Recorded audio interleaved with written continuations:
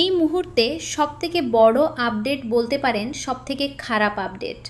কারণ বর্তমান সময়ে অন্নপূর্ণা যোজনার অনলাইন স্ট্যাটাস দেখা যাচ্ছে, কিন্তু সমস্যা হলো যাদের এখনও পর্যন্ত টাকা ঢোকেনি অন্নপূর্ণা যোজনার ৩,০০০ টাকা, তাদের বেশিরভাগ অ্যাপ্লিকেশন কিন্তু বাতিল করা হয়েছে, অর্থাৎ রিজেক্টেড করা হয়েছে।